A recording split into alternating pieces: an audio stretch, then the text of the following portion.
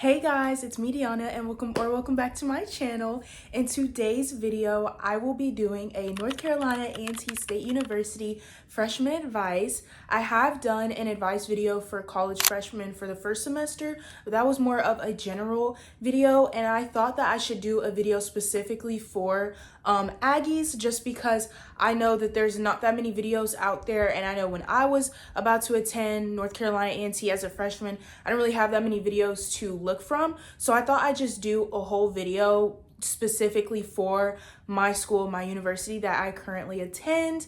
I'm just gonna give a little background information before we get started with this video. So I am now an incoming second year political science student at North Carolina A&T State University. I'm from Houston, Texas, so I am classified as an out-of-state student. And I would consider myself someone who's pretty involved on campus. I'll get more into that in the video.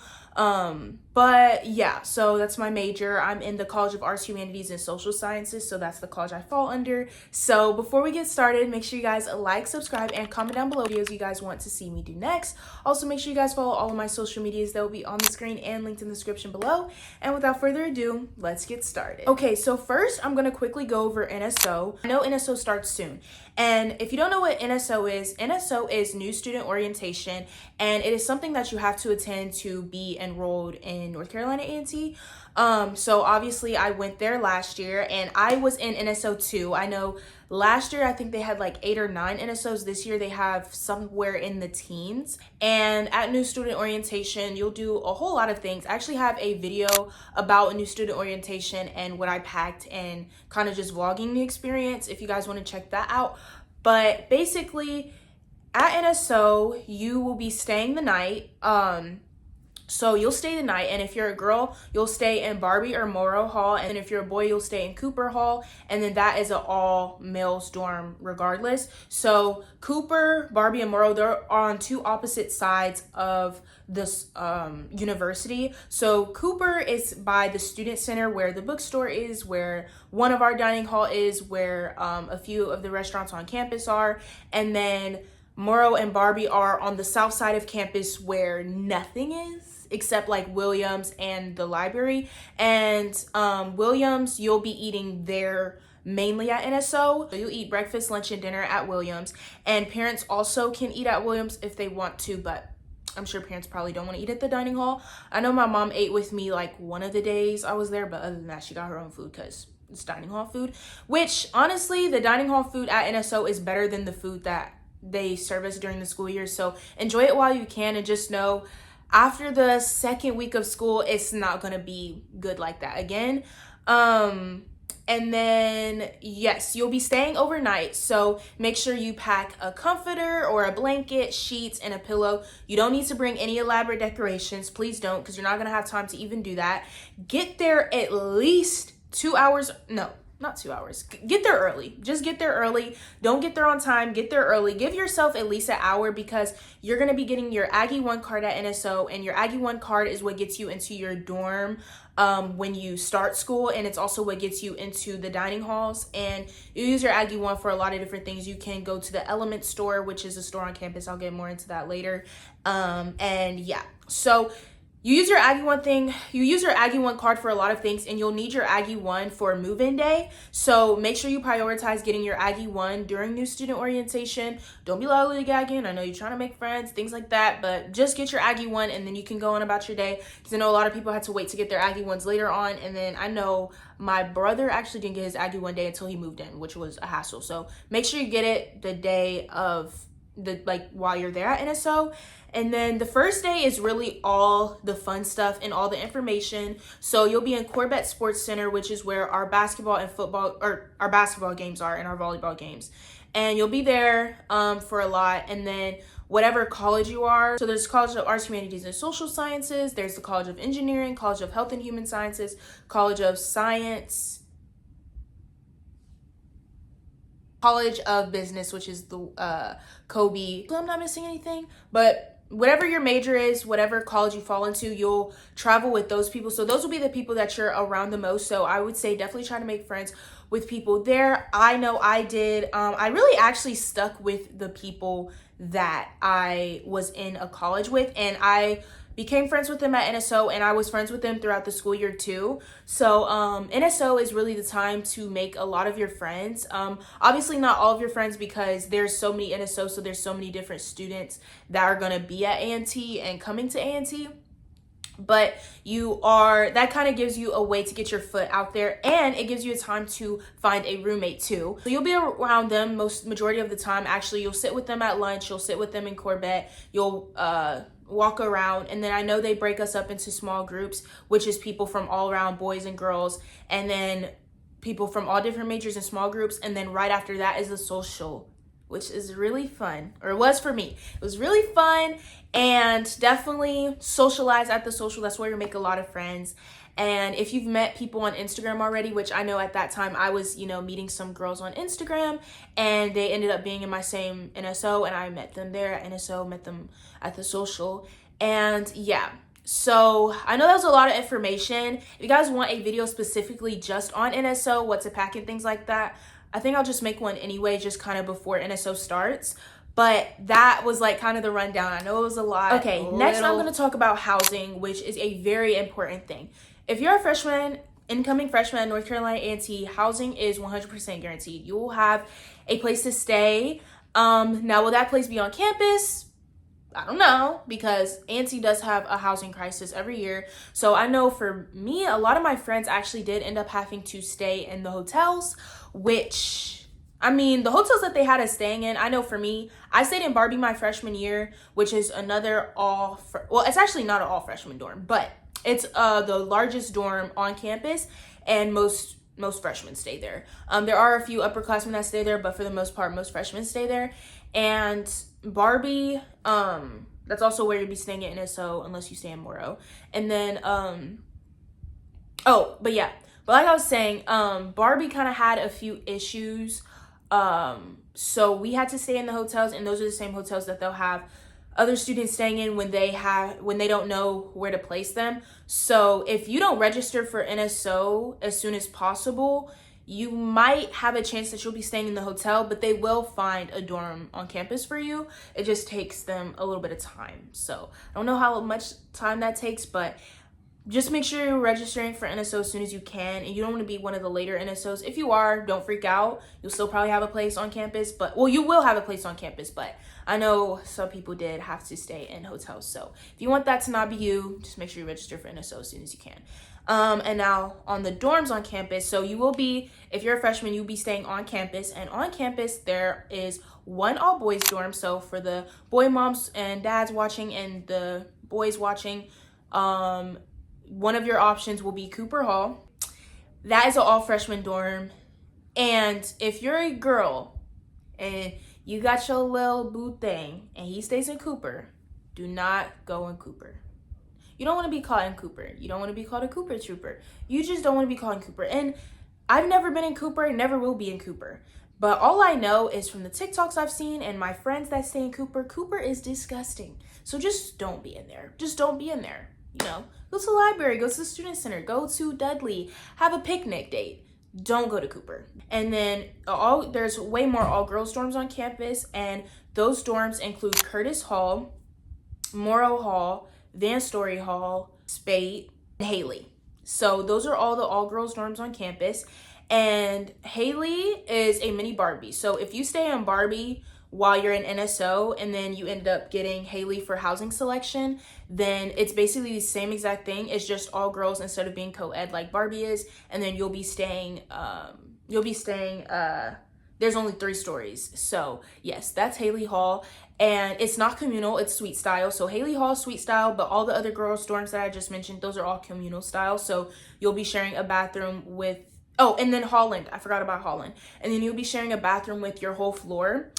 And so those are communal styles, but they're all girls. And then Barbie and Haley, those are suite style dorms. So you will be sharing with 7 other girls. So there's 4 rooms, and then in each room there's 2 girls, and then there's 2 toilets, and then there's 2 showers. So those are the suite style dorms, and that's how it is for Haley too. And the suite area is pretty nice, and it's kind of spacious, but your rooms are kind of small. I stayed in Barbie, so I know firsthand that prison style room is really small. And then Barbie and Haley look like a courtyard. So not that aesthetic, but you will get the freshman experience if you stay in Barbie. I wouldn't trade my experience in Barbie Hall for the world. I loved it there. Didn't like not having space, but I loved my suite mates. I loved my roommate, and I think I did have a lot of fun, and I had the freshman experience that everyone talks about. So yeah. And then, so I would say I'm pretty sure I've been in all girls dorms, because I just had friends in the semester that stayed in all those. And I would say, in my personal opinion, I think that Holland is one of the better all girls dorms on campus. Barbie is co-ed, then you will, yeah. But the co-ed, I know for me, I was kind of scared to stay in a co-ed dorm, but I didn't want to stay in a communal style dorm. But it's fine, because your whole suite is all the same gender, so it's not like scary or weird. Like, yeah, you'll see guys walking out their rooms and stuff like that, but they don't bother you, or they didn't bother me in my experience. And sometimes they would come into the rooms and take out the trash. There's a perk to that. So those are all like the freshman dorms. And then other dorms that you can stay in are villages. So that is Blair, McNeil, Richmond, and McCain. So Blair and McNeil, those are the honors dorms. So unless you're in the honors college or you have like some special type of accommodation, that's the only way you can stay in Blair and McNeil. And then in Blair and McNeil, they have double rooms. So they'll have a roommate, and then they'll share a bathroom. And then there's suite styles with single rooms, and my friend Alexis, she stayed in her freshman year. So you'll have your own room, you won't have a roommate or anything, but you'll have suite mates, and then y'all share a bathroom and a shower, or yeah, like a bathroom. And yeah, so that's an option too, but that's only if you're in honors or you have special accommodation. And then Richmond and McCain, the athletes usually stay there, or like I said, if you have special accommodations, or if you really just get lucky, you can stay there. And then that's all the same exact style of room too. There is a new dorm on campus, and that is Bluford Hall, and they haven't really given that much information about Bluford, but it's brand new. There's a kitchen on every floor, I believe. Please do not quote me, because they haven't really gave that much information, but I know there's doubles, there's singles, and there's privates.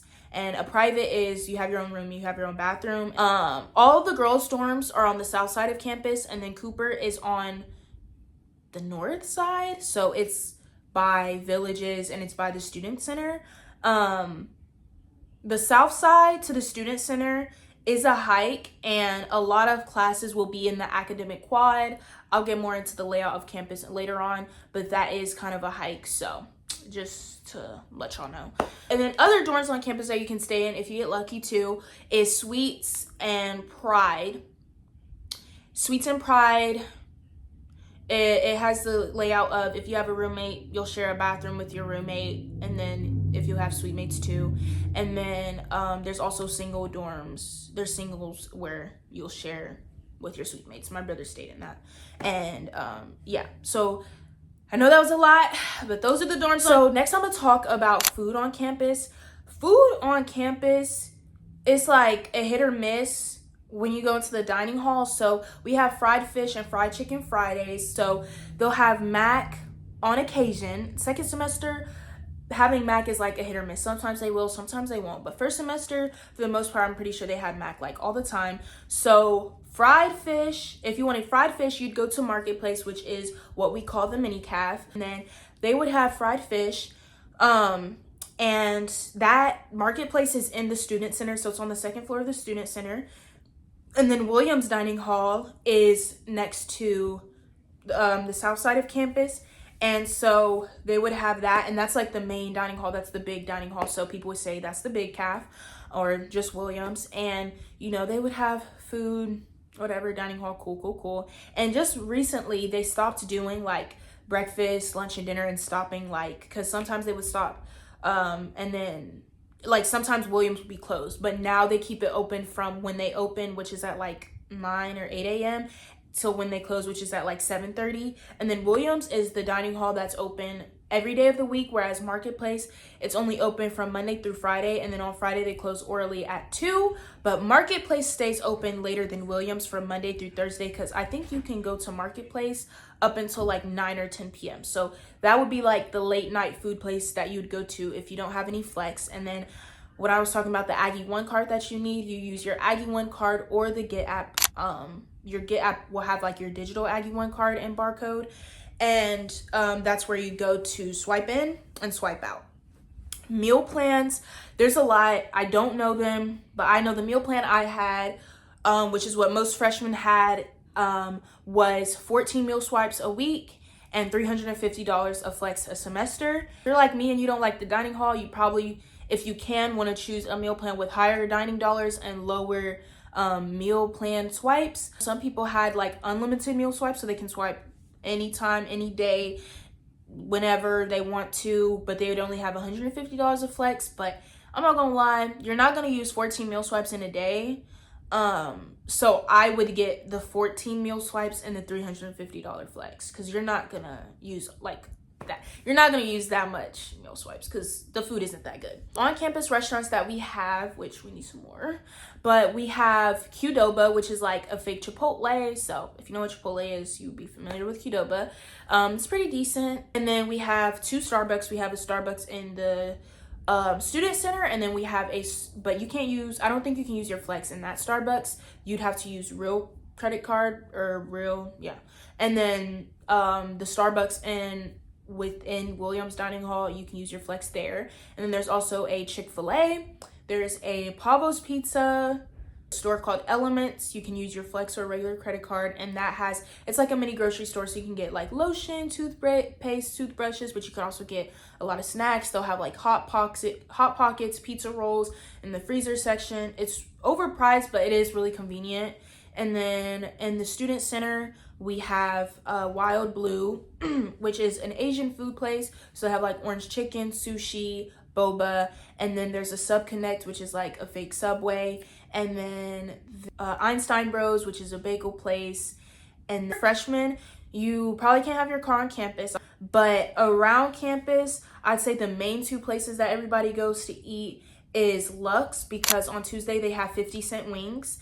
And then Mickey Bowls, because the lady that runs Mickey Bowls is an A&T alum, and her acai bowls are so good. So people often like to go to Mickey Bowls too. So those are the 2 places I would say off campus that people always get. So I like consider them as A&T places. And yeah, so those are all the food places. I would say we have a pretty good variety of food places, and then there's obviously vending machines everywhere. So if you have flex and money, then I feel like, you know, you probably won't DoorDash as much. I literally forgot. I forgot about Bistro. Oh my gosh, Bistro is the best place to eat on campus. It's like, they have burgers, they have cheesesteaks, they have, I don't know, they have a lot of different stuff, but it's really good, and their lemonade is really good. And that's probably the best place to eat on campus. So it's called 1891 Bistro. And then there's Aggie Wings. So next I'm going to talk about kind of the involvement on campus. I feel like when you're in A&T, like being involved is literally like a requirement basically, especially with our slogan, always doing, never done. So basically there's so many orgs on campus, but I will say like kind of the main ones that people try to get involved in are SGA, Student Government Association, SUAB, which is Student University Activities Board, and COP. And then yeah, there's other orgs on campus, but those are the ones that like a lot of freshmen try to get involved in. And so SGA, Student Government Association, is what I have the most experience in. So I ran for freshman class vice president and I won, yay. I probably will do like a HBCU like campaign tips video too, just cause I didn't know what to do. But that was a fun and scary experience. And at A&T, you campaign in the fall and the spring. So fall campaign season is for freshmen, because obviously there's no like freshman president or Miss Freshman, Mr. Freshman, things like that. And then also any seats that are open in Senate or Judicial Council, or any class officer positions. So like sometimes like there'll be, I know right now there's no junior class vice president. So sometimes spaces like those will be open for people to run for in the fall, so that they can, you know, do their term from the fall and the spring. But student government association is a good way to get yourself out there, but I would say only be a part, or try to be a part of student government association if you're a genuine person.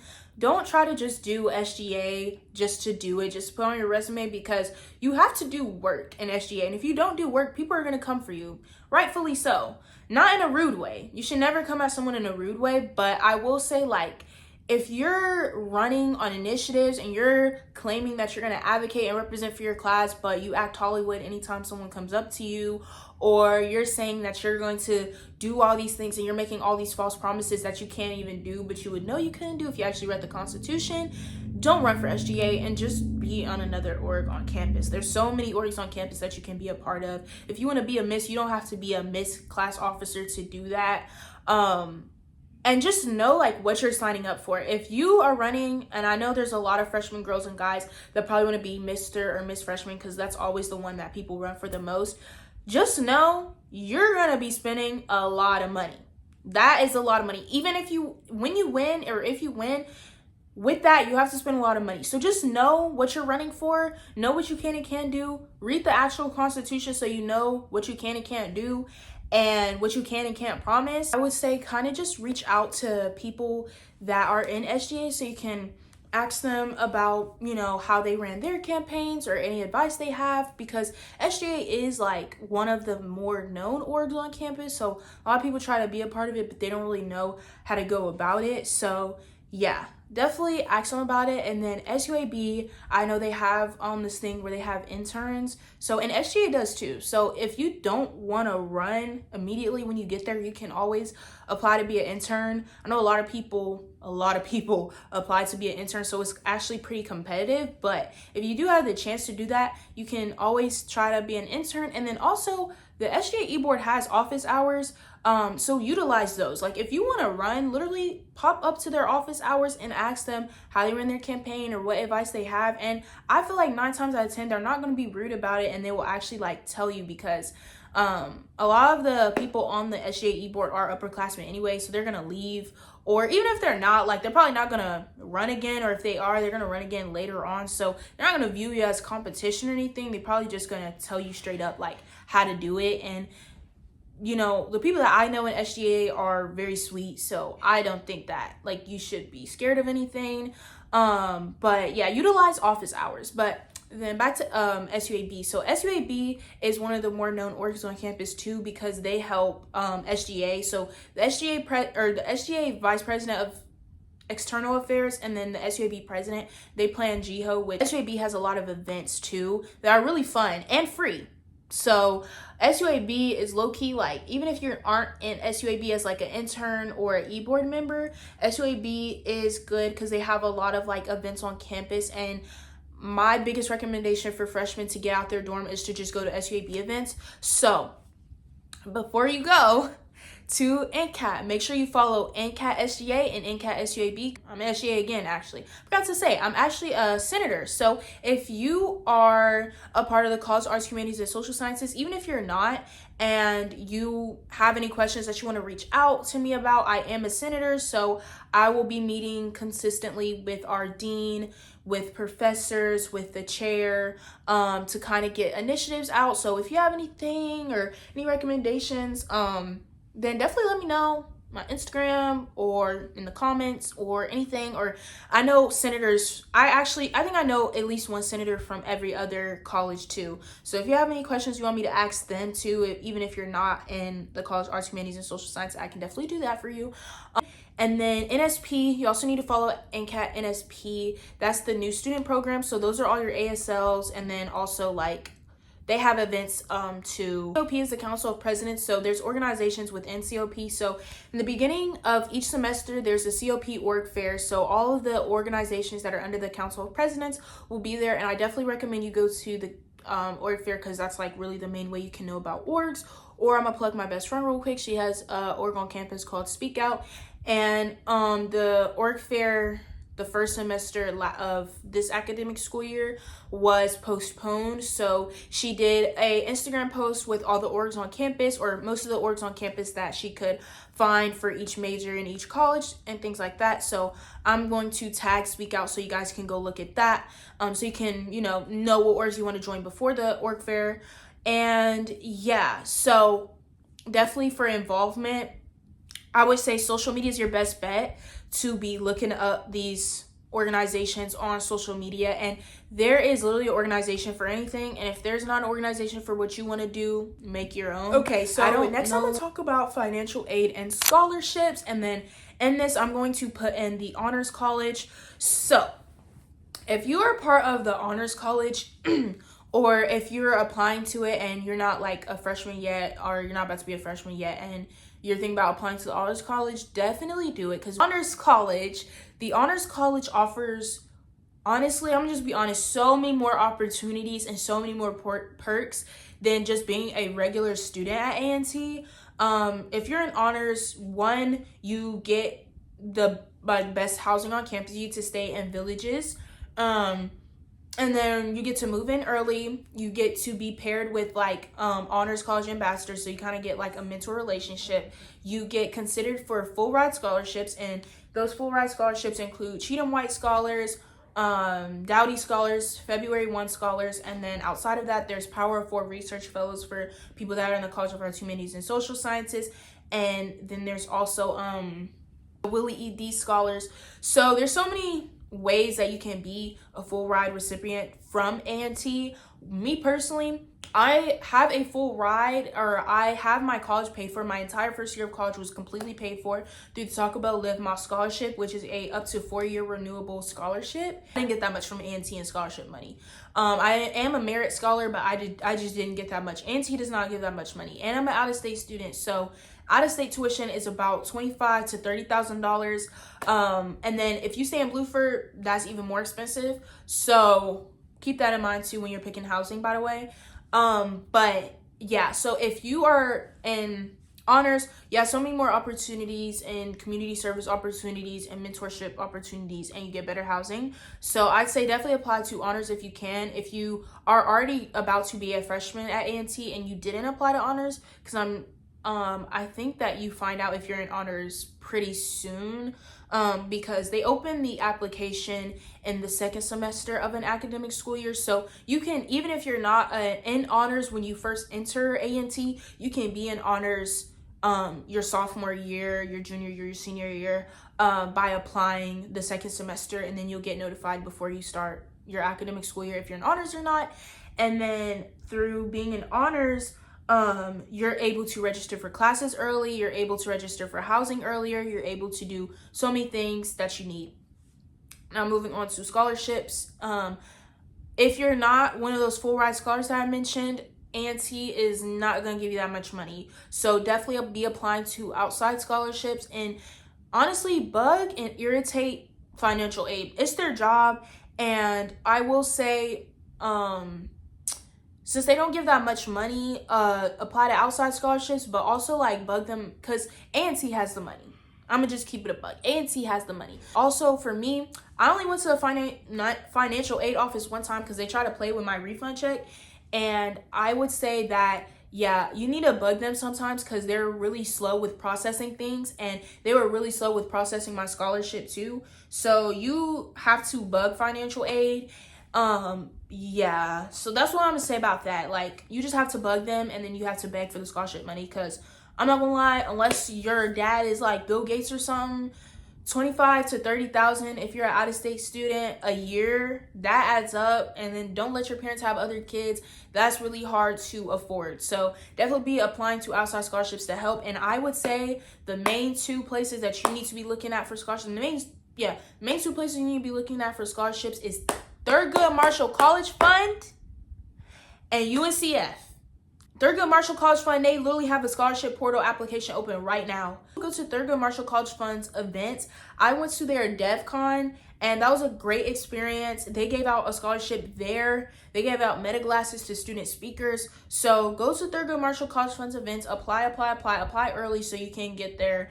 And then UNCF, I know they do more like STEM-based things, but they just flew out some people to like Cali. They flew out some of my friends to Cali, and then they just flew out some people. I don't know where they went, but they just flew them out too. So you'll get like flown out if you're a part of these like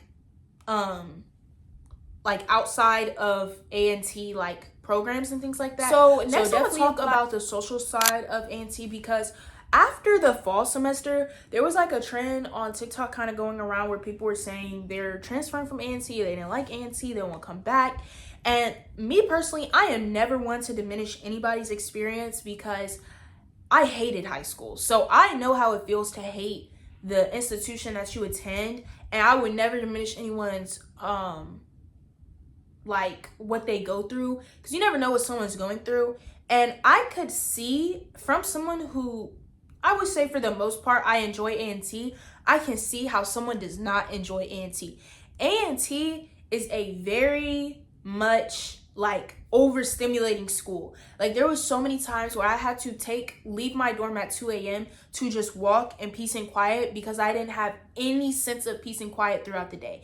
It's like class involvement, meeting, gym, eat, if you can, if you have time, meeting this, that, class, this, that. Like it's so fast paced and it's so much, especially if you're an involved student at A&T, you will get so overwhelmed so quick, which is why it's very important to balance your time and to balance your habits and things like that, and surround yourself with people that keep you grounded, because there's going to be times where you're going to be super stressed out, especially if you're an out-of-state student far from home. It can be very overstimulating. So I can see firsthand how someone doesn't enjoy A&T. And I would say A&T is a school where extroverts thrive. If you're an extrovert, bro, you're going to be just fine at A&T. A&T is the most extroverted school. Like, you go to A&T, you've never met a stranger because everybody knows everybody. But I would say for me, before I came to A&T, I would have considered myself an introvert because I didn't really like talking to people, and I didn't really have that many friends in high school. I didn't want that many friends in high school because I didn't like high school. And so I would say I was more of an introvert, or I just kind of was very limited in who I let in my space. But when I went to A&T, I was like, I don't want to be the same person I was in high school. And I feel like, in my personal opinion, everything is what you make it. If you think A&T is going to be bad, if you think you're going to hate it, yeah, you're going to hate it. But if you think positive about it every day and you wake up every day with the mindset of, I'm going to make this day great, even if someone tries to make it bad, your day's going to be good. So I can see how someone dislikes A&T, and I'm not saying A&T is the school for everyone. You might be a freshman watching this video, and once you finish your freshman year, you might not want to be at A&T. And honestly, I don't shame you for that, because A&T is not like every other HBCU, and not every HBCU is the same. A&T is the largest public HBCU. So it's not going to be like a smaller HBCU or a private HBCU. It's not going to be like that. So I would say just make it what it is. And in the social aspect, get out of your dorm. Like, I know it can be hard, it can be challenging if you don't have friends, but that's why I say try to make friends at NSO, so you kind of already have people that you're willing to, go out with. Because if you stay in your dorm all day, you're not going to have fun. I also want to talk about networking and academics. Now, your GPA is very important. For me, when I tell y'all I was so stressed about my GPA, but the queen got the 4.0, so it don't matter. But I was super stressed about my GPA. But what I will say is connections and networking is arguably more important than your GPA. In this life, it's about who you know, not what you know, not what your GPA was. No one's going to remember your GPA when you graduate. You know what they're going to remember? They're going to remember who you connected with. So that's why I say y'all need to go to these fellowships. Y'all need to be a part of these fellowships. Y'all need to be connecting with people. Y'all need to get on LinkedIn. Get on your Zoom, get on LinkedIn, get LinkedIn Premium, and you need to connect with these people and keep these connections, because these are people that are going to give you internships. These are people that are going to give you jobs. These are people that are going to give you referral letters. These are people that are going to give you recommendation letters. So you need to have these internships. And then even with that, you guys need to be connecting with your professors. For me, political science student, some of my professors are literally lawyers. They could give me an internship straight up just like that, just because they're my professor. So go to these networking events at A&T. I promise y'all, there's always a recruiter. For engineering, the engineers, they have lobby days where they'll literally have recruiters in their classrooms and in their like lobbies of their buildings. Connect with those people. That's how you get internships. Me, I don't actually know a single one of my friends that goes to A&T, any one of my acquaintances that didn't have a summer internship or an internship in the school year. I don't think I know one person that didn't have an internship or anything like that. So I would say, like, make sure you're connecting with people, because that's arguably more important than your GPA. And then also, like, make sure you're connecting with your professors, writing them thank you letters. That gives them, like, that gives you a really good reputation. And your professors are people that, like, nominate you for these, like, awards that you can win. And, like, at the end of the school year, like, A&T, they have, like, Aggie awards. And if you get good with your dean and your chair and stuff like that, you can win these awards. And that looks very good on your resume. And that looks really good when you're trying to apply to jobs. So make sure you're, like, doing those things to get those connections. So I know this video was very long, but I feel like all this advice is very needed, and I wish I had someone to tell me this beforehand. So if you guys like this video, make sure you guys like, subscribe, and comment down below which videos you guys want to see me do next. Also, make sure you guys follow all of my social medias. They'll be on the screen and linked in the description below. That's it for today's video. Bye, guys.